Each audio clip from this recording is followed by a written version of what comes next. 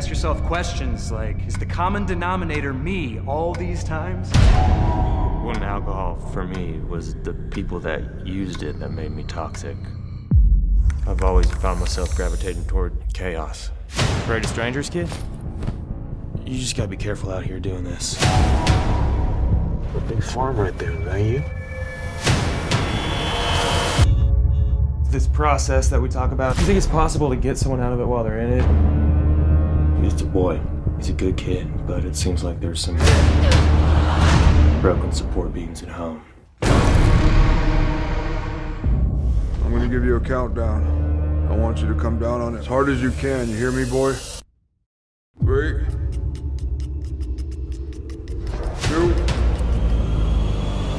1. Something drew us here. Not here with the wolves, huh?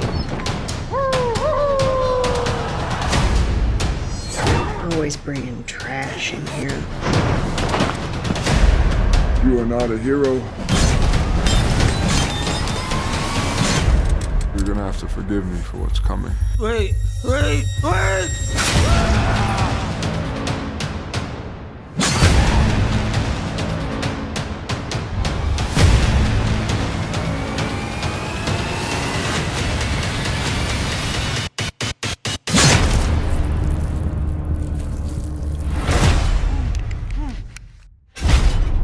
gonna play a little game.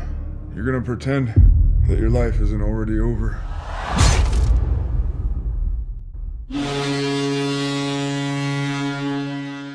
This is Slashers, a horror movie podcast brought to you by one goon who took the afternoon off to talk to his new goon friend, Tom Botchii. Tom, say hello to the world at large.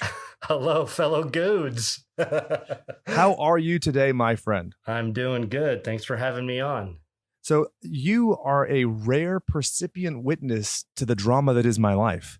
So for those of you who have no idea, Tom was kind enough to touch base with me, and we discussed doing this whole interview. He sends me the screener for his movie, all of this on good faith.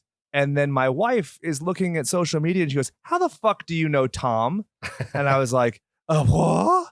And I find out that our lives have crossed paths at least once significantly that comes to mind in the past. So you can be a percipient witness that my wife didn't give two goddams about horror movies when you were friends with her before we were, I guess, cohabitating. Yes. So I've known your wife for, well, a little bit longer than you, actually. Yeah. Because I met her the first time back when she was still going to college. Dang. Yeah. Was she hot? It's okay. Don't answer that. It's just, that's a weird question to put you on the spot. Because there's no good way to answer that, right? I'm glad it's going out to the public. I didn't know you were bringing the hard-hitting questions, but let's go. No, I love doing that. Brian and Chad will finish recording most times, and at least one of them like, "What the fuck were you asking me that question for?" I'm like, "I just like to make people uncomfortable." Yeah. But you got to bear in mind, in my day job, I'm an attorney, so I have to make people uncomfortable so that I can get them to slip up. So probably need to tone that down a bit. Right. Probably no better way to make people feel at home. Yeah, there you go. So, Tom, we're here. We're going to try to do a retrospective of your career thus far, but mainly we're talking about Artik, Artik. Is that right? Yes, sir. Okay, so you wrote and directed this. I did. And how was that process? Because this movie is incredibly visual. What I love, and I've ranted about this a bunch of times, I love movies that do two things. One, that they're short enough to where I don't feel like I've sacrificed a portion of my soul. And two, that are gripping enough to where I don't look at the devil box that is my phone. And you did both, my friend. So nice. What was the screenplay writing process like for something that is so visual and moves at such a good pace? Well, I work by trade. I'm a video editor, so I tend to write the same way. I'm usually writing scenes and starting the editing process as I'm writing. And so I'm kind of always cutting out the filler.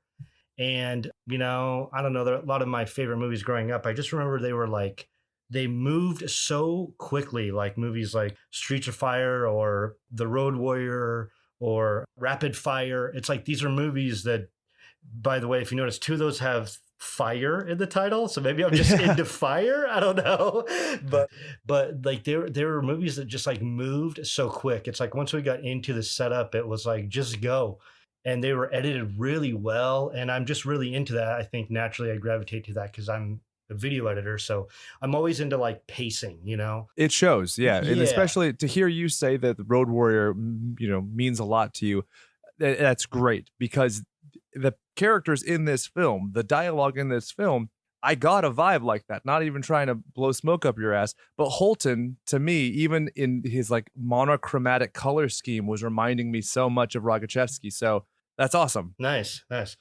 Well, yeah, I appreciate that. And yeah, I mean, that was kind of the other aspect is that, if you look at a film like that, really, that's about an 80-minute movie with about, to me, it feels like about 20 pages of the script are dialogue. The rest is all action, Exactly. And I was just always attracted to that. This is a thriller. We have a lot of big beats and there's a lot of, moments of where you need kind of the exposition, but then there's also moments where you could just kind of let it beat you over the head. And so that's one thing that I wanted to try to do with the first feature. I just really wanted to get something that I knew at the end of the day, if I couldn't do a good job at this or a good job at that, one thing I could do a good job at was kind of carrying something and just plowing right through it, and getting you from point A to point B. Yeah, there's something to be said in art and cinema for allowing the thing to speak for itself. Like, Right. leave it to the audience to add the interpretation, right? Right, But I exactly. love so much when a writer has the confidence, or director, cinematographer has the confidence to just put something out and let it be. Because I give this example all the time. The thing I hate about Rob Zombie's Halloween is that he makes Michael sympathetic. Like, what is, if you go back to Dr. Loomis, what's wrong with him, doctor? He's just pure evil. Like, he's a personification of evil, and the reason you might be afraid of him might be entirely different than the reason I might. But when you make him some sad little abused boy, we're like, oh, okay, well, I know everything, so there's no interpretation. Right.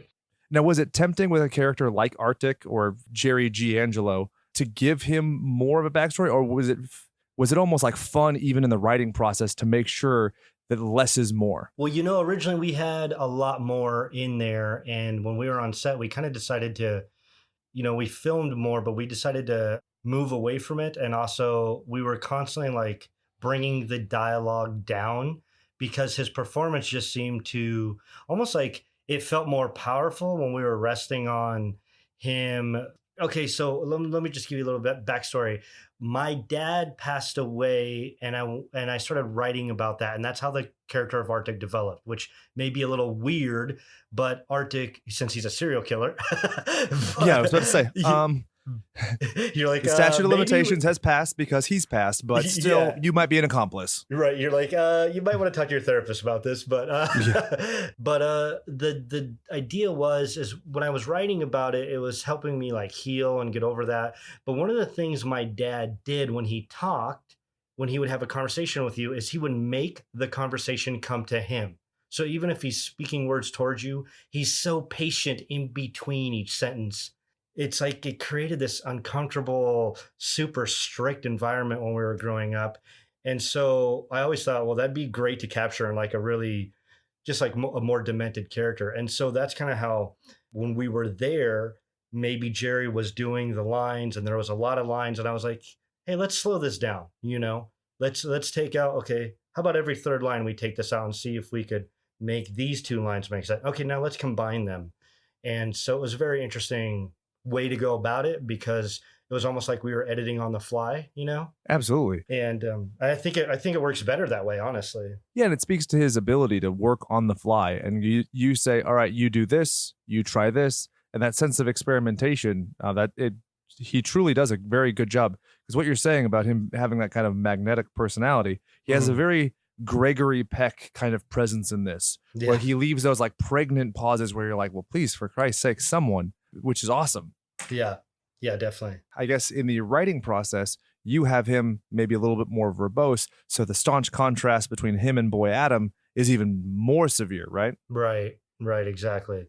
Boy Adam was supposed to be essentially a kid who he wasn't sure who to trust in the world. And he was kind of like essentially he was supposed to be Holton almost as a child, you know. I mean, I want to leave that up to other people to get their own interpretation, but that's kind of was my original goal. Is like, well, what if Holton was a child and was still trying to figure it all out? Because the Holton, as you see him as a character, is almost like the adult version of someone who's been through a lot of trauma. And Oh, absolutely. Boy Adam is the trauma beginning, you know. Honestly, so I've been made fun of a few times on this show for being the straight edge guy with stoner theories. I totally looked at this, and maybe it was like also the juxtaposition of like the sunflower fields and thinking about it, but almost like Looper, where it was almost like a feedback loop of, if not the same exact person, archetypes of the same person. So what you're saying resonates completely with what I was vibing on in the watching process. That's super cool. Yeah, that's definitely totally like a stoner theory. Right, like that's like the best type of straight edge to be, is like straight edge with like, yeah, but this is going to be the craziest theory that no one has ever thought of. Like, where did you get that? That doesn't even make sense. I get that all the time. Right. But no, that's a great theory. And I love that movie. I love Looper. So yeah. So if I may also, on the topic of straight edgeness, extend a very fond thank you to you for including a straight edge character who isn't CM Punk, because I feel like anytime I mention that, people are like, oh, like this guy? And I'm like, no. Yeah. Like anything but that guy. Yeah. So I'm basically, you know, I don't partake in anything really. I've never really labeled myself as straight edge, but I've always been fascinated by that kind of like, I don't know what you call it, that demographic, you know, like the whole idea, that ideology, because it was kind of like, that's just how I grew up. And I didn't know that there was a name for that. And, Oh, yeah. And then I remember being in a band, and it was weird because like, I remember not liking straight edge music, but I just was straight edge. And so it's so weird. So kind of the Holton character is a little bit, it's got pieces of me, and it also has elements of an ex-girlfriend who was directly straight edge, that was like in straight edge bands and all that, and went to Al-Anon. And, you know, and that was another healing process, was like writing the character. As I would get stuck, I would just kind of start writing about my ex. And then it was weird because the two kind of morphed. So, you know, it's a weird thing, but they always say, write what you know. And like the movie's been super healing and all those other words that people use now. And yeah, I mean, my whole life, whenever I would see a cool character, it'd always be like the dude in the corner smoking a cigarette, or the guy who's really drunk, you know, like leaving Las Vegas. That's such a good performance because it captures him drinking himself to death. And it's like, how about someone who just is dealing with the fact that what everyone does to fit in, they don't do? Like it's torturous at times. And that's what I think, like, that's a true dark character. It's literally when everywhere you look, it's like you're essentially proven wrong. Like people are like, no, that's not right. Like you can't develop your own identity because you're not following a group. And that was a little bit about what straight edge was like for me. And yeah, I just thought that'd be a far deeper character than, like, let's say if Holton was actually at an Alcoholics Anonymous meeting and he was just like, I drank so much last night. You know, it's like, I've already seen that version of a broken character. I don't need to see it anymore.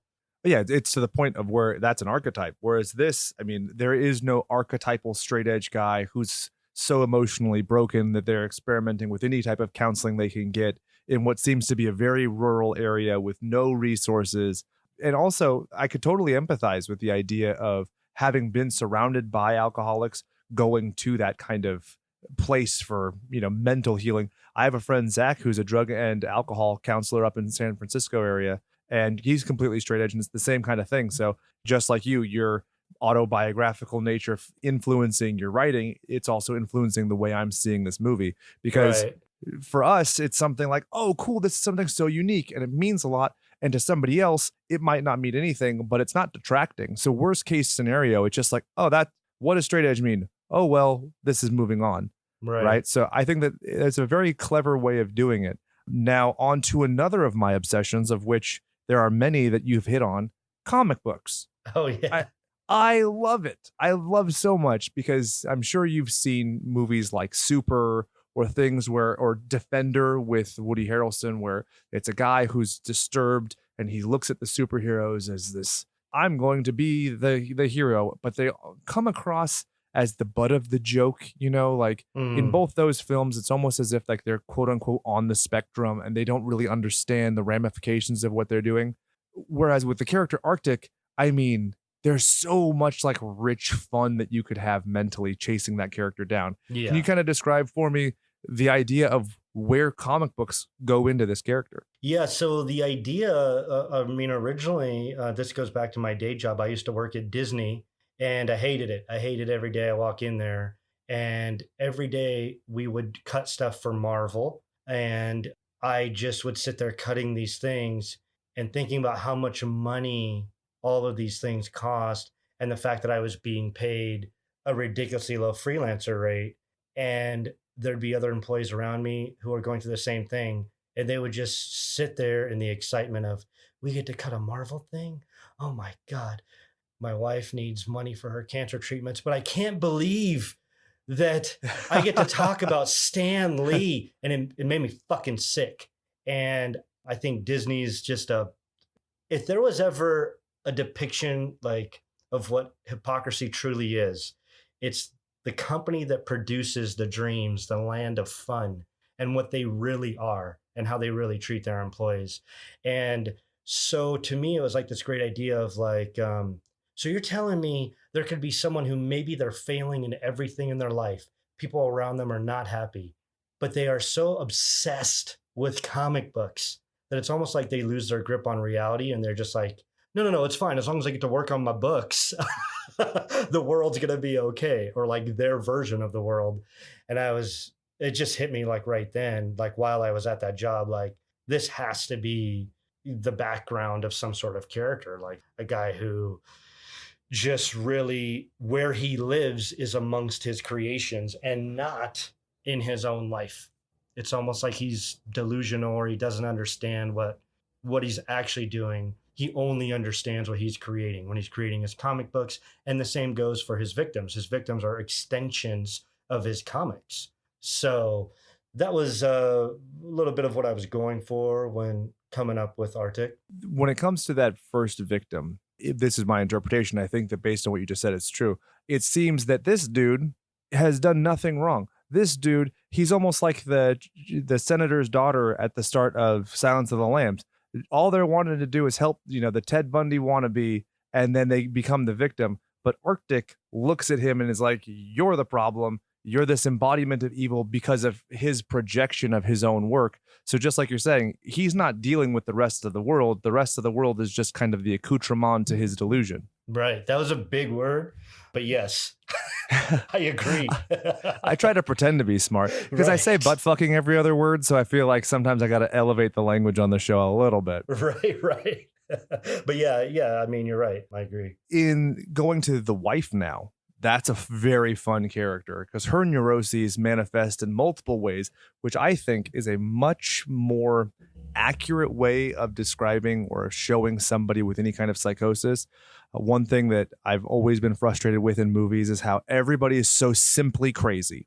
You know, it's just like, oh, this thing that like a neurological or a chemical imbalance is so easily defined into this, circular cylinder goes into this circular hole and that's it. Whereas this character, she has issues with Artik directly, with the children, with cleanliness, with their own stuff. Can you talk about just how you came to write her? Yeah. I was looking at interesting cases of husband and wife duos that have kind of gone down, have worked together to either kidnap people or work together as like serial killers or killers or just work together for whatever it is. Maybe if there's a child that they're trying to get rid of, how they work together to kind of cover their tracks. And a case that popped up that was really interesting was Philip and Nancy Garrido. And when I was, there was a time in my life where I was involved in the pro wrestling industry. So it's funny. Okay. So it's funny you brought up CM Punk earlier. Well, it was also funny because both Jerry, who plays Artik in this, and then Raphael Siegel, who's in your prior film, are built like fucking brick shit houses. And both of them, I was like, these guys should be pro wrestlers. So much so that with Jerry, if we were doing a nickname session like we do on the Full Form show, I was going to call him Luke Harper. So that is absolutely hilarious. That's keep hilarious going. because we had talked to Luke Harper, John, about being involved. And wow. And it was really cool because when I ran into Jerry, I was like, okay, well, this is great. You have essentially that's a similar type of look. And Jerry had a similar type of look, and I felt like Jerry was just like really ready for a type of role like this where he could get more physical, because I had seen other stuff he had done, and honestly, it wasn't very physical, and I just wanted something very, very physical, but also have someone who's able to carry the role in case we need to get a little deeper or anything like that. And so definitely when I was writing it, I remember thinking about like, oh man, if I could just get someone who has like a look like Harper, or like a Bray Wyatt, something like that. So going back, sorry, I completely derailed you. You were talking about Philip and Nancy Garrido. They abducted JC Dugard. So when we were in Antioch, it was for a wrestling show. And I remember we would stay the night with a group of pro wrestlers in this house. And years later, I was working at a TV station, and I happened to look at our top of the hour teas, just enjoying my day. And I saw one of the wrestlers talking about some case. And I was like, what is going on? And I watched the story, and it turned out that Philip and Nancy Garrido, where they kept JC Dugard, was in the house next door to us. And holy shit. Yeah. So we were like leaving, we were just having wrestling after parties and things like that, and not realizing that there was crazy stuff happening, like literally, I don't know, 50, 60 yards away. And so that case always interested me. So that was one of the things I talked to about Lauren after she signed on, was just this idea of what is it when it comes to like a Nancy and Philip Garrido? Because clearly Philip's the mastermind, but also there's something with Nancy that's far more interesting that nobody's really looking at. She's not a victim in this. Yeah. She's almost, she has her own agenda too. And it's so interesting. And like, there's so many layers to her. And so that was one aspect of something we looked at before crafting that character is, the character of Flynn Braze. She's upset when things, the farm, she's always stressed out about the farm and the farm life. And she's very, she wants Artik to be home and not be worrying about these comics and things like that. She refers to the victims as trash, Yes. And she doesn't, it's like she doesn't approve, but also at the same time, she's still supportive, Yeah. So it's more than just being she's, if not an outright accomplice, she's at least complicit in what's going on. Yeah, like she has every resource to stop it, but even despite her complaining and her acts like it's a problem, it might, she's still there. Kind of reminds me of, I don't know if you've ever heard of the Ken and Barbie killers. They're this Canadian couple, one of like the worst crimes I've ever heard of when it comes to her sister. And she ends up getting a plea bargain, and then tapes reveal later that she was actually this terrible piece of shit who was completely an accomplice to everything in setting everything up. But she'd already got a plea deal, so she just fucking walks after a little bit of time in prison. So those like true life things are haunting. So even though I hadn't really read on the Garrido case, as soon as you're saying all this and talking about like its relation to you, it brings up those things. And that's something that's so great. Like I said earlier about less being more, you're allowing me as the audience member to just be enriched with all this stuff or inform it myself and pick up on the things that I want to pick up on. So that's badass, very sophisticated of you. Now let's talk about your writing career when it comes to this point. You've written the stuff that you've done. Have you written anything else that might not be on your IMDb? I mean, I've kind of feel like ever since Artik, there's always something kind of in the works. But the truth is, Artik is my first real, I feel like, crack at it, and I feel like the only reason it worked was just because I was kind of pulling from within, I was writing about my dad who passed away. I was writing about my ex. I was writing about myself, some of the struggles I had growing up straight edge. And so it was, other than that, I mean, it's really just short films that I had done prior, and I have a background in television. I used to direct a lot of music videos, and they're really fun. But you don't really make any money, and and the Yeah. personalities it wasn't for me, So It's my understanding that a lot of directors and filmmakers nowadays treat music videos as just a portfolio builder at this point. Am I right? I mean, for some people, I would say that's correct. I know for Yeah. me, I really love music videos. I love the way they're edited. I love the energy. I love the type of storytelling you could do in a music video. But I feel like the problem is the music industry itself has changed so much, and also the way the content is consumed and the way the audience is reached. It's just not the same game as it was when we were growing up. Oh yeah. I mean, I can't imagine Total Request Live does killer numbers nowadays. Right.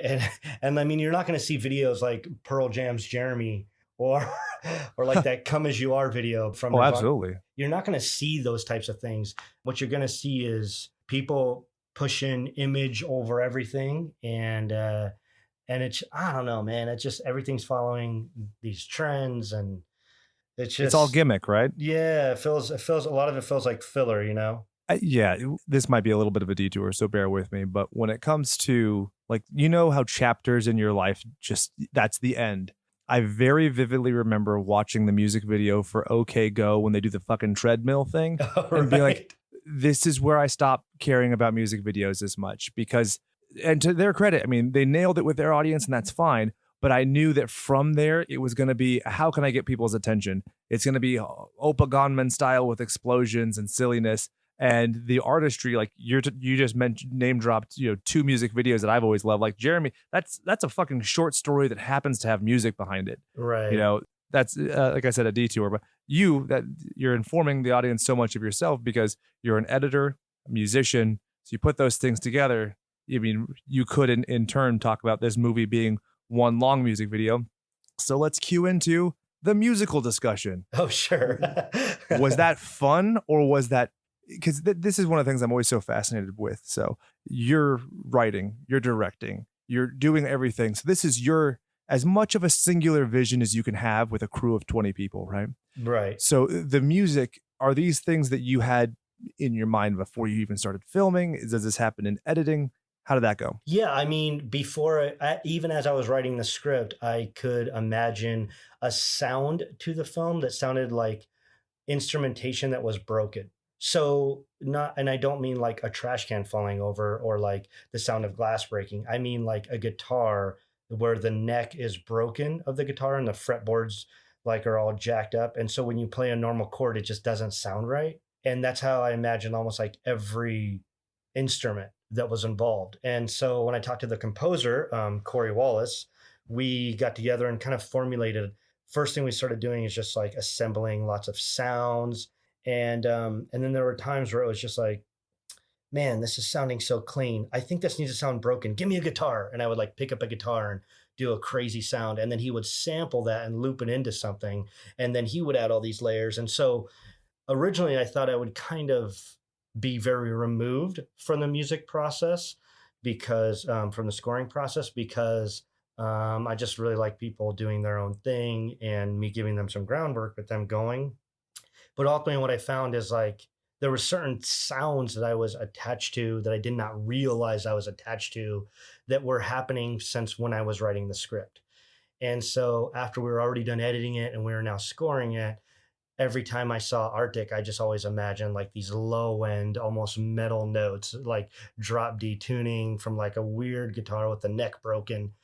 And so when we were going through and scoring it, it's like, there was lots of dark tones, but it didn't have that. So I was like, hey man, hold on. Let me just grab this guitar real quick and throw it up against the wall and see if we can get this sound. And that's kind of what happened. So, there's. So I got to be critical of you, my friend, because your IMDb does not imply that you did that kind of work in the music department as well. So we need to build you up because that sounds awesome. Right. Well, it was more so helping lay out a groundwork of something that he was already creating, So, I mean, I feel like there was just certain things, I think with any like version of art, there's always going to be something if you're working with somebody else where there's certain things that really only you yourself can communicate, And Absolutely. So I think that was one of those cases where there'd be certain instances where it's like he had like great everything. And then I wanted to lay something out that I had kind of heard in my brain from when I first started laying out the script. And there was certain things that were like, I also wanted it to have like, go back and forth from like a dirty, broken feel from all the instrumentation to also like almost metal feel anytime we see Artik, and then almost like a happy or peaceful feel when we see the boy or we see Holden. So yeah, I mean, it was more like honing in on the idea while also trying not to be letting him work and do his thing as well.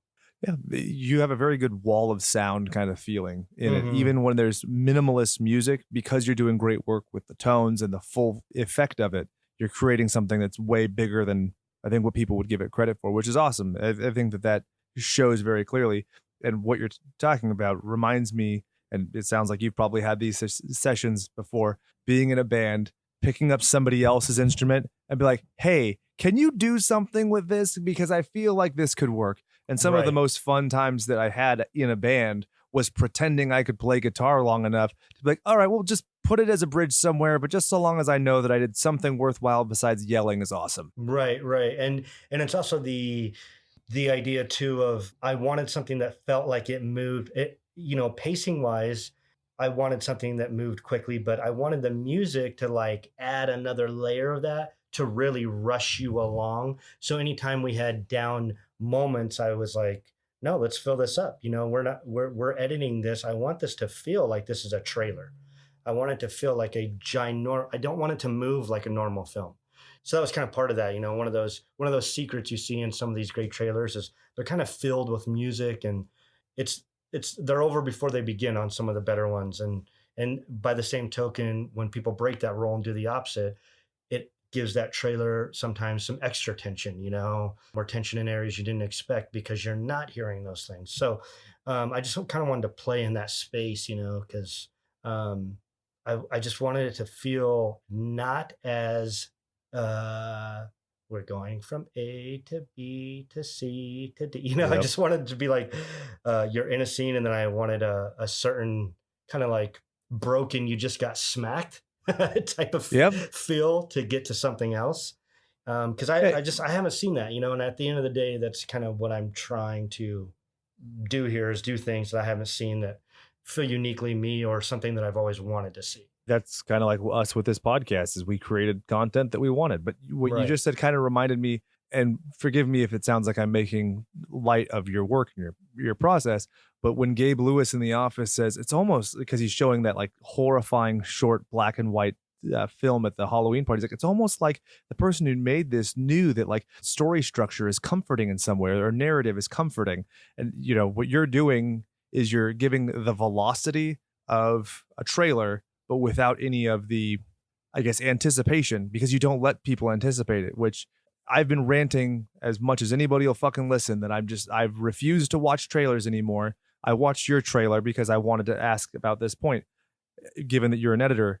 Was it hard for you to edit a trailer for your own movie, knowing that like so much of the culture now in trailers are, this is the best bits of the movie, so you can go and spend $17 to sit in a theater and wait for those bits of the movie? Oh yeah, it's first of all, it's hard to do anything of your own work, just period.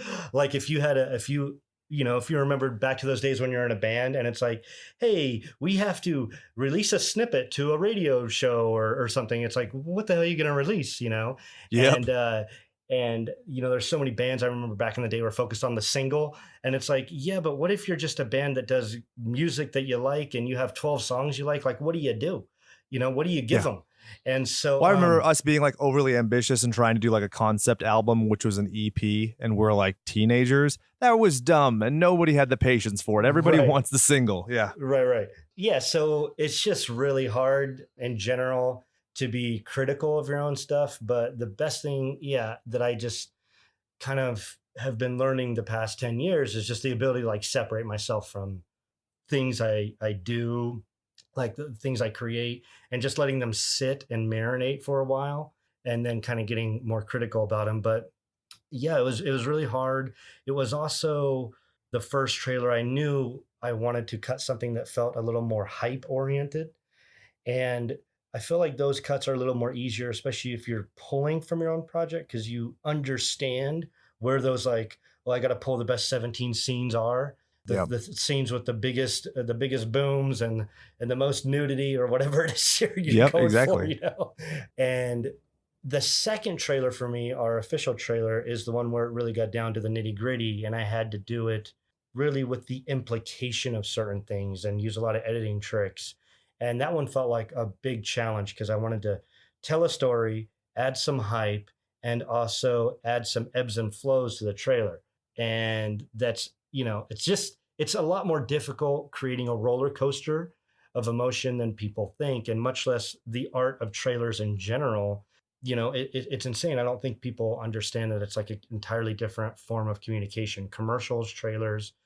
And so to try to pull that off was hard, but also once you get going, I will say you do reach a point where you feel like you can just, it's almost like with writing, when you get in a pattern, you get in a process and you're just rolling, you feel like you're untouchable in a way. Like you just keep going like, oh, I'm going to write 10 pages today. I'm going to write 40 pages today. It just keeps rolling over. It's the same with if you're writing songs and you're having a particularly creative day, your flow is just going. And so to answer your original question, yeah, it's hard as shit. Which is perfect. One thing that I wanted to touch on that you talked about, like people don't give it credit, the difference between a trailer and a movie, like even on a neurochemical level. And I don't want to get overly heady, but like whether it's dopamine or serotonin or what neurotransmitters you're literally producing, it changes whether it's a fast response, whether it's a comedic response, whether it's like an aha moment. Right. Like when you ever watch like Seven, when you get that whoa at the ending is entirely different than any other thing that you get in the movie. That's literally your body's chemistry telling you that.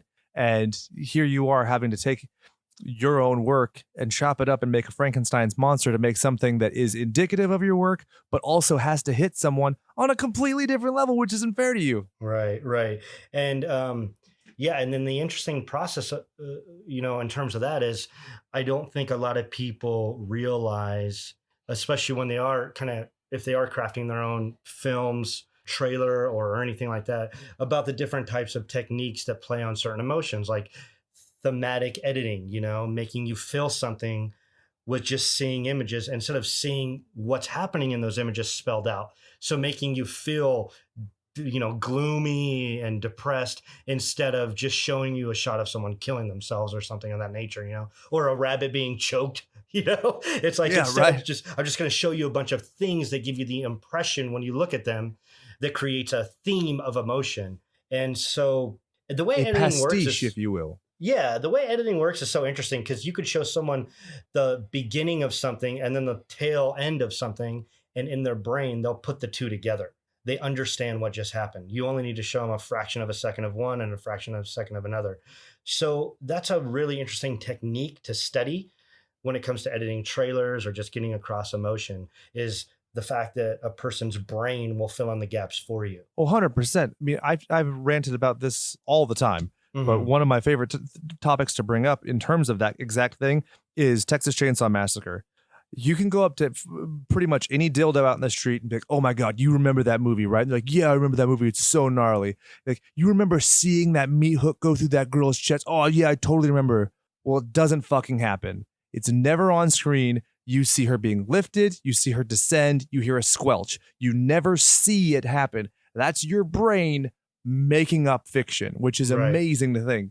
And so it's clear that like you as an editor have a much different perspective because you know those tricks versus I feel like so many writer directors have this heavy influence where they're afraid to throw out the baby with the bathwater. They want to make sure that all of their ideas are commemorated. They're all seen and perfect. Right. Yeah.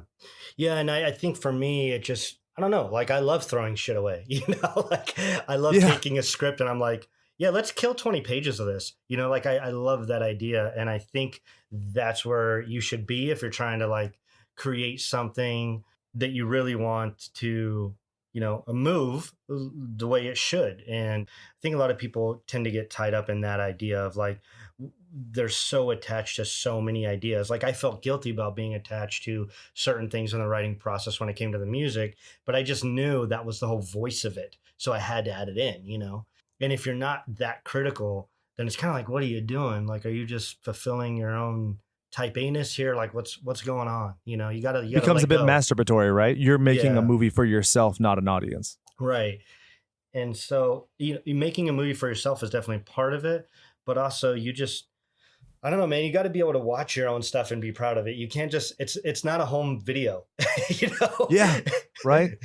Yeah. And I think that a lot of people, and there's extremes on both sides, right? Because there are the people who need to have everything commemorated because they need to show you how brilliant they are, and almost gets that, like I said, masturbatory or patting yourself on the back. This is the movie, this is the image, this is the vision. Right. And then there are people on the other side who like completely strip things away and act like you by default should understand what's happening in my movie. Right. And if you don't know it, well, it's just that you're bad at interpreting art. It's not my art is bad. Right. I feel like you got a really great sweet spot in this movie. Like you use some interesting terminology when it comes to parents even, or, holders and what's the language in it's keepers. You don't have any owners, do you? Yeah. Owners, right? That kind of comes from my past as well. That was my brother went into foster care when I was growing up, and that's how he referred to his foster parents. He'd always call them his owners, and so I was like, hey, that's a part of me I want to throw in there, And what's great, it was intriguing, it's interesting, and yet through the context and everything, I had a very vivid idea of what you meant, right? Right. Versus sometimes people use these obscure terminology or they create their own fictional language, like fucking J.K. Rowling with gillyweed. What the fuck is that? Just use English, motherfucker. That's the platform. So it's great that you found that kind of sweet spot. Now, in terms of your brother, does that tie in at all to what the siblings of Boy Adam that I get all are mute throughout the film, if I'm not mistaken? Yeah, a little bit. I feel like essentially when it comes to Boy Adam, he's almost like the star pupil, and the rest of them are still struggling to find their voice. And he's somebody who is he's getting there. He's finding it, He doesn't even know what a voice is necessarily yet, right? But he's finding it. And so it's almost like the other boys respect him, but they don't realize that they're victims, because anytime something happens to you for a long period of time, that becomes day-to-day life, although you may understand you're in peril, when it's day-to-day life, you don't live your life like you're a victim. J.C. Lee Dugard talked about that in the Philip and Nancy Garrido case. She knew she was screwed, but by the same token, she also understood, well, this is day-to-day for me now. This is what I do. This is how I get water. This is how I get food, so... And the kids are so young, it's almost like they don't realize anything should be a different way. And that's what I like about Gavin White as Boy Adam, is that he's like figuring it out, and we're getting to see him figure it out, Yeah, absolutely. And he played, kind of tying into the tortured soul element, Burke, the little brother, or the older brother, I think, of Jean-Benet Ramsey. And I can only imagine like that kind of dark sibling relationship playing forth in here, because he did a really great job of looking at these kids with sympathy and also a certain degree of disgust. And you could tell that there was such, a great backstory there. Like you could watch a sequel just about them like reintroducing into the world, but that's obviously not what the story is. So it's cool that you kind of, have these things that clearly have depth beyond the narrative, if that makes sense. Right. Yeah. Well, and we'll see, maybe there'll be 6,000 sequels, Artik 27, it's coming. That sounds fucking legit. No. If it's as good as this one, I'll be fine. Now, in terms of familiarity and, those kind of backstories, Chase Williamson, who played Holton, he had worked with Matt Mercer previously on Beyond the Gates. And what I love about that is, well, Barbara Crampton's in it and she's a total fucking babe, but that's beside the point. These guys, like, they clearly had a good camaraderie, at least the way that it is depicted on screen. And it made it so natural that you didn't have to tell me that Holton had been going to that meeting for weeks, because they did such a good job. They were so magnetic off each other. That's like the purest relationship in the movie, which is Right. weird. Like, I think that's so fascinating. Can you talk about writing for a character who simultaneously, I mean, writing for a guidance counselor is hard, right? Because you have to be a certain degree of kumbaya, like the counselor from Beavis and Butthead.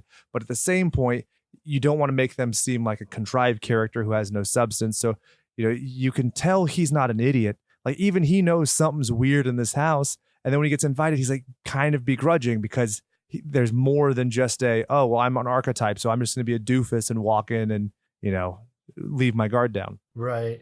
Yeah. I mean, it was interesting because when I talked to Matt about the character, it was something we both kind of like understood, is that he's a straight edge guy that's grown up and has gotten into maybe therapy, energy work, crystals, Yep. And it was Yep.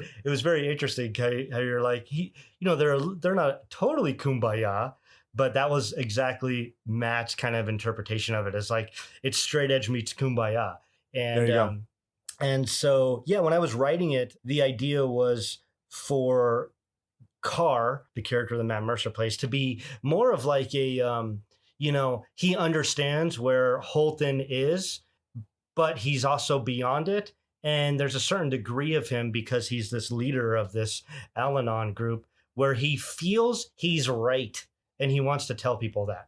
So it's always like, even though Holton's coming to him for, what do you think about this? What do you think about that? Ask him for his advice. He's giving his advice freely, as if to say, well, that clearly means this, like, Yeah. trust me, I know. But he's also not that pushy, because he still has a little bit of that kind of rebellious in him, the rebellious side. Oh, yeah. So yeah, that's kind of how I wrote it. But it was interesting because Matt played it essentially kind of exactly how you laid it out. So, good job. You've won the movie. Thank you. Well, he does a good job, like you're talking about. He wants to be the smartest guy in the room, kind of, and you Right. can tell he's very self-involved with just a very basic line where he introduces himself to Holton, and Holton's like, "Yeah, dude, I've been coming here for a few weeks." It was very good because between them, you could tell Holton's very much the engaged listener. He's nodding, he's reacting, Right. and then the whole dynamic shifts, and you can see that kind of sense of like, oh, I've just been called out on my shit. And then you break through that, and then they have a much deeper relationship underneath it. It's Right. super well done. Right. Well, thanks, man. And yeah, and that kind of ties into what you're saying too about like their on-screen chemistry. Like Matt and Chase are, they just have a very good, they've known each other for a while. They've worked together before, and they're both like incredibly funny in person. They're just hilarious, and so they just play off each other really well. So yeah, I mean, and they're both very natural. They're not the type of, I guess sometimes it's a director's choice, but sometimes I see people in films or actors who are kind of, it's not that they're not very giving, it's that they are acting the acting that's supposed to be acted. And I feel like Okay. Matt and Chase are more so, no, let me bring me to this, and everything just feels a little more organic, Absolutely. And it must have been cool. I mean, so Matt has done tons of fucking horror stuff, whether it's Psychopaths or what was the Heartless. He did he did those. Contracted 2. Yeah, Phase 2, exactly. So to have a guy who has done all of these films be part of your film, did he inform anything else besides his, just his singular character, or did he influence you as a filmmaker beyond just, his performance on screen? Yeah, I mean, one of the things he brought to the table that I didn't realize is he just loves horror films. Like, That's I was awesome. like, hey man, so what's your not that we would get into big philosophical discussions or anything like that, but like one thing I would, I asked him, was like, hey man, what's kind of like, what's your end game? And he's like, man, I just want to keep being in horror films. Like, he's just like, if he could be in a horror film every weekend, there wouldn't be a happier person on earth. Like, he's so fucking happy all the time. It's just amazing. And it just made me think of like, just make sure next time you're casting, if you ever get to do this again, you're casting people who, I mean, they're loving what they're doing, because that just like shows, and it just brings a lot of like, I don't know, good energy and like good, I don't even know what you would call it. It's like when they're there enjoying themselves, other people aren't going to be behind them, like moving lights begrudgingly, It's generally absolutely. when people are happy, it kind of reverberates, and it spreads. Contagious, yeah. Yeah, it's very contagious, and so I feel like that's what he brought to the table, and he was just a total pro. But yeah, man, it's just he's super fucking funny. He's super happy. I'm just like, you could literally be stabbing him in the eye, and he's like, "This is so fucking cool. Is there a lot of blood? This is so awesome." Maybe not the eye, maybe through the chin and the cheek. Yeah, something stabbing like will be that. just fine. One of the things, if I can, completely detracts from your work. Sorry about it. But when I was doing my research for our interview, so Matt and Lauren were both in a film called The Mind's Eye. Yes, Everybody movie. needs to do exactly. You need to do yourself a favor. If you're not going to watch the full movie, at least check out the poster for it because I fucking love it. So we'll move on from there. Mind's Eye has a great trailer too. I really think Joe has come up with films that are like, you could say that they fit into this or fit into that, but they're uniquely Joe. And that's really cool. And one of those, I remember the first time I saw the Mind's Eye trailer, I just loved that it captured so much of like, what is Joe? Like what he likes. It's there, Yeah. Righteous. I think that's, and you were talking about your own style. So let's use that to pivot into our discussion about 11 minutes. Cause you were talking about when you sent me that film, or it's the short film rather, that you were talking about, the color, saturation, the filter. Can you talk to me about, you used some great terminology and I'm trying to spoon feed you so that you can be the one who said it. So I don't sound like I'm self-indulgent and stealing your words. I need more spoons. Please make it more obvious.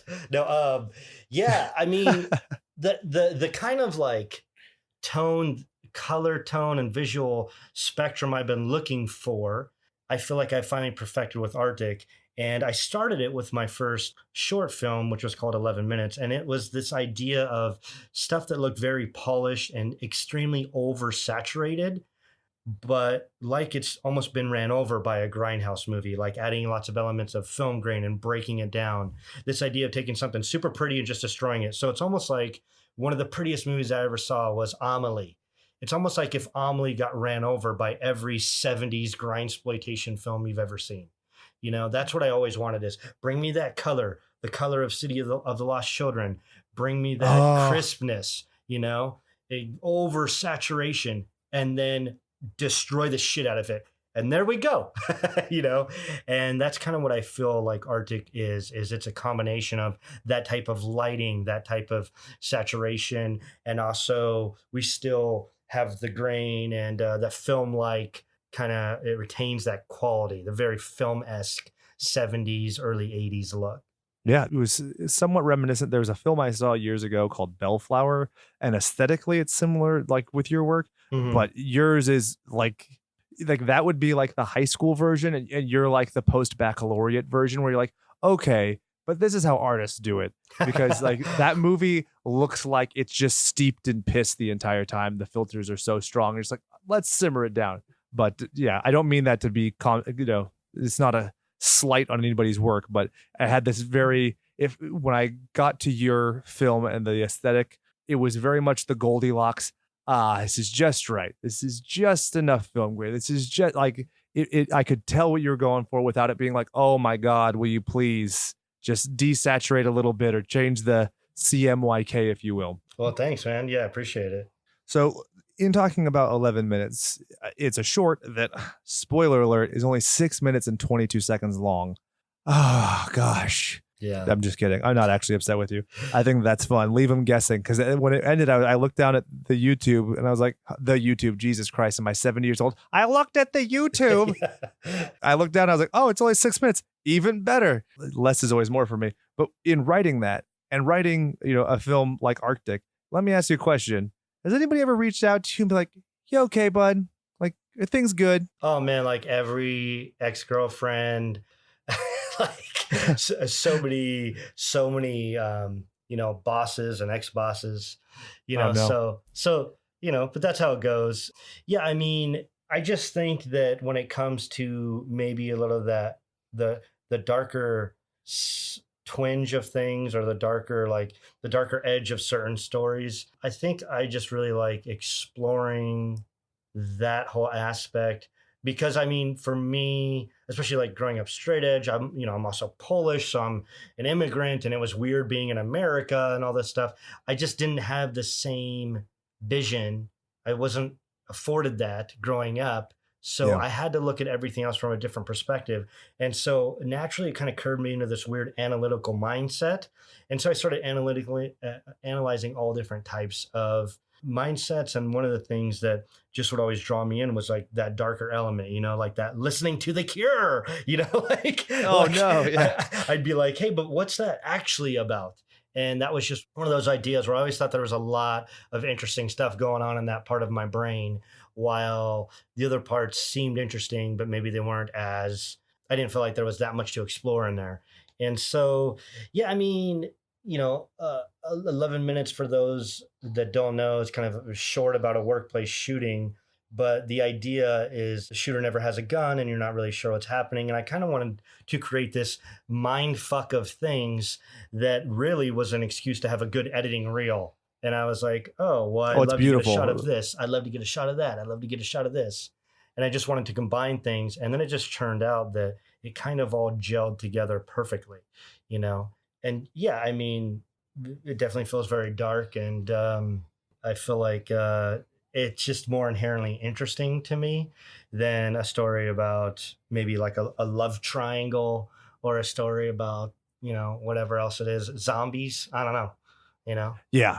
I think I could speak for 80% of the horror population is where I'm like, God, enough zombies, enough cosplay where you're Captain America, but a zombie, Right. or where you're B. Arthur, but a zombie. Right. Like we've seen it done.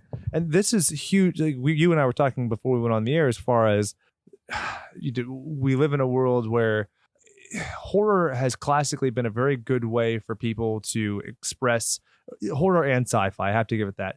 A way to express a critical mindset by making something very alien, right? You can go back to Star Trek and you got the guy who's half white and half black, and the half black, half white. You can go back to Dawn of the Dead and you can talk about socioeconomics.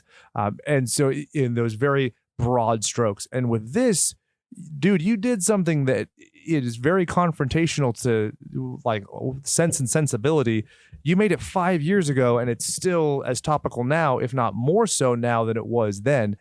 So can you talk about just your perception of how it's aged over time? Yeah, the short 11 minutes. Well, I guess it's not necessarily that I did something that was ahead of its time. It's more so a testament to how shitty and afraid people are in our current society to really affect change when it comes to like school shootings, mass shootings, and just how much kind of like PC-ness has taken over, and how like I feel like if people weren't just so afraid and just let go of whatever it is they're holding on to when it came to policies and politicians, you would probably have a return on the assault ban for certain weapons and things like that. But will it ever happen? I don't know. I mean, if you go to first grade, you're at risk of death now. If you go to the Gilroy Fest, the Garlic Fest, you're at risk. It's like there's so many times when you're at risk now. You go to Walmart, you're at risk of dying now. So, it's more so America just has gotten inherently shittier. And so therefore, when you come to a topic like a workplace shooting or a mass shooting, it's just, that's like every day now, Yeah. So There have literally been more shootings in the United States this year than there have been days in the year. there have been more shootings than times I have been to Krispy Kreme. Oh my God. And that's crazy because, I'm not that big on donuts, but I'm just saying, I feel like it should be a once in a lifetime. Like, do you guys remember that shooting in 1987? I heard stories about that shit. And Exactly. So I remember Columbine like changed the climate of the world, and now it's like, oh well, thoughts and prayers. And dude, we were at Midsummer Scream all weekend, and the Long Beach Convention Center. I don't know if you've been there, but the floor of everything, you go downstairs or an escalator into this lowered area, and let me tell you, if some motherfucker pops off with a saw and is just mowing people down, like that was on my mind the first day we were there, Right. much less the second day after we hear even worse news. And so let me ask you a question pretty directly about this film. the short rather, without, spoilers. I mean, you should all go see it, but the way that it ends is on the shooter. It is on him on his knees, and he is clearly in pain. And I took that to be talking about, mental health and the state of mental health in the United States, as far as, or I guess rather the world. People are so ashamed and embarrassed to talk about issues and what's, keeping them up at night and what's frustrating to them and these things, that I thought that it was a very bold move to finish on him, not only because it's visually dynamic, but also the statement that it makes is, he is in pain having done this. He's not sitting in a corner and jacking off. Was that supposed to be the statement that I took it as, or am I just, politicizing it even more so because of recent events?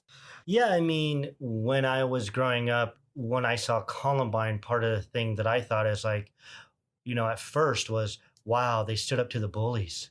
Like, you can do that? Yeah. I didn't think like, holy shit, what is going on? This is horrific. It was almost like, wow, someone did something about the bullies. And so when I came up with, when we were doing 11 minutes, the idea was, this person inherently is not happy with what he's doing. He feels like there's no other choice. And I also like the idea of sometimes switching, the sympathetic character, instead of it having to be you following a formula where it's always, good guys have emotion, bad guys don't. Like, I think that's horseshit. I think more interesting to me is, well, yeah, this person's doing horrible things, but what if you felt something for him, And I just thought, it's not always the case. Not every case is the same. There are a lot of similar cases when it comes to like shooters and things like that. And again, by all means, I just made one feature film. I don't know what the hell I'm talking about. So I hope no one's listening like, oh, he's bringing up some good points. No, I'm not. Yeah. I'm not bringing up anything. I literally You're bringing up perspectives, not points. I get it. I'm literally talking because I'm trying to keep my mind off of Krispy Kreme. That's the only reason this is happening right now. I'm just trying not comfort food. Just trying not to drool. Awesome. So no, I mean, the idea there was just sometimes people do bad things, and it's not because they are inherently bad people. It's because they don't understand a certain aspect of themselves, or maybe they don't have another choice. And I just really like exploring that aspect of how the brain works, instead of the aspect of, I'm a badass. I smoke a cigarette under, one lamp that's dimly lit, and I have a huge shotgun. I'm going to kill everyone. I'm a badass. Right? It's just like, come on. We've already seen that. And his moment of sensitivity is directed to this girl, and the sensation I got out of your actor, Raphael, he's looking at her with this kind of imploring look of like, almost like begging her with his eyes. Right. Yeah. And I was like, the way I interpreted that was, he's looking at her and like, couldn't you have helped me? Like, couldn't we have talked before this? And I thought that was wonderful. And going to another point you were making, like, fucking John Wick is the worst person in the world. John Rambo, these are fucking deplorable, awful people, but we idolize them because it's fucking fun. But I think that, having a short film like yours is very important to talk about. Like, you could easily have re-edited this to where he's the fucking badass. He's the G who sticks it to the man, Right. His boss who wrote him up for coming into work with his shirt untucked, Right. for the person who didn't tip him enough. That's one of the things I like about what's that Michael Douglas movie, like Falling Down, where it's like, it starts off and people are like, yeah, that cheeseburger doesn't look like that cheeseburger. Yeah. And then by the end of it, you're like, oh, wait, he's the worst person ever. I need to check myself. And that's something I think you did very effectively. Yeah. Well, thanks, man. Yeah. I mean, I was just trying to create an editing reel. So, but no, yeah, I appreciate that. It's, it's just, the other thing I've heard when it comes to that specific project is a lot of people have told me, I like how you did a setup where we're realizing the human is the agent of destruction. It's not about a gun. It's not about even gun violence necessarily. 100%. Yeah. And I thought that was really interesting, because I never really looked at it like that, but it makes sense. Yeah, I mean, I'm a self-proclaimed libtard. I counted as a point of pride the first time during the 2016 election that somebody called me one. I'm a very liberal guy. I'm very into human rights. I mean, as a vegan, I'm very into animal rights, but I'm also a firearm owner. Like, I think that, just like you're saying, these are things these are human conditions. These are human errors. I mean, you've seen the destructive capabilities of even a pickup truck. So Right. I think that, what's great about a film like yours is even your intent is very simple and effective, right? But it gives us a talking point, a launching off point where you could have a very deep discussion about this. You logistically could even show this in an elementary school because, in terms of censorship, when it comes to what's happening, there's nothing, gory or profane or anything out of what you've done, and that you've created this thought-provoking piece, which unfortunately is more topical today than then, but that's neither here nor there. Yeah. Well, that's just timing, unfortunately, but yeah. So to pop us out of the kind of dark subject matter, in terms of looking ahead, the release of Artik, what excites you about your career moving forward? Because what's fun is, like we're talking about at the start, my wife you have been friends for years, and I've never met you in person, and I look forward to potentially meeting you in the future. It'll but never happen. Never. No! You hear me? Never. I'm going to Krispy Kreme, and I'm just going to wait, and I'll find you, motherfucker. Yeah. But she was talking about how absolutely thrilled and excited she was about your career, having seen this very great upward trajectory. So what excites you about what's next?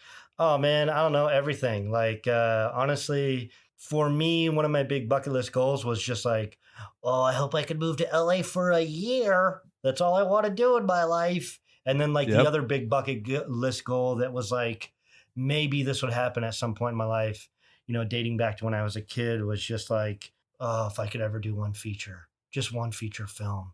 Oh my God.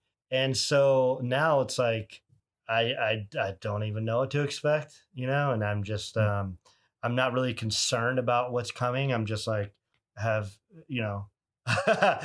just totally felt like quoting a Creed song with arms wide open. Yes, dude. Just hopefully this podcast never gets released. No one hears that shit. No, it's definitely. The only thing that's going to change is I might overdub it where I do a backing vocal with you, because I love what's that? I've mentioned it on the show like 3 or 4 times just to piss Brian off. Where I'll be like, I'm 6 feet from the edge and I'm thinking. Right. So for me, it's just kind of, I'm still going after certain things. There's still things creatively I'm looking to do. But, honestly, the bucket list goals have kind of been achieved. So everything from here on out's a bonus. So, I'm just like really excited that these things happen, because honestly, I can't tell you how it felt after moving to LA. And then after we wrapped shooting on the last day, just driving back home. We shot in Albuquerque in New Mexico, and just driving back home from Albuquerque was this weird, I hadn't lost any weight, but I felt 20 pounds lighter. It was just weird. I remember I started screaming in the car, like, you did that shit. What the fuck? Yeah, that's awesome. Like, I just didn't think stuff like that would ever happen. So, that story is wonderful, because honestly, I've been on a Weird Al kick for the last month. And if it wasn't for the sentiment in your story, I would have interrupted you just to sing Albuquerque. So you're welcome. Does he have a song called Albuquerque? I didn't know that. It's his best song. It's an original, and I think it's 11 minutes long. Wow. And funny enough, going back to autobiographical bullshit, when Sierra and I were first dating, I played that song for her as like a test to see if she would stick through the whole thing. And she did. She didn't change it. She didn't even turn the volume when we were in like a road trip. And I was like, this is the one. So you can use the same thing. Yeah. Oh, that's awesome. Well, it sounds like you have a very great mentality, if I may, in terms of, like you kind of said, everything else kind of seems like the icing on the cake. Like you seem to have a very grateful nature about yourself, and I've seen your posts on Facebook and everything, and I'm very happy to share the mutant doings from beyond. Never trust Facebook. That could be the Russians. We don't know. Yeah, for sure. Right. But so I guess my kind of question is, do you have this kind of double or nothing attitude towards the future? Like, not only just is it a gift, but do you kind of feel like, because you've accomplished this great risk, that you could do the risk again? I feel like now I could be more calculated, and I can take a risk, but it's more like a calculated risk. While, Artik was about me just saying, fuck it, I'm spending every dollar I have. And everyone, and I heard no.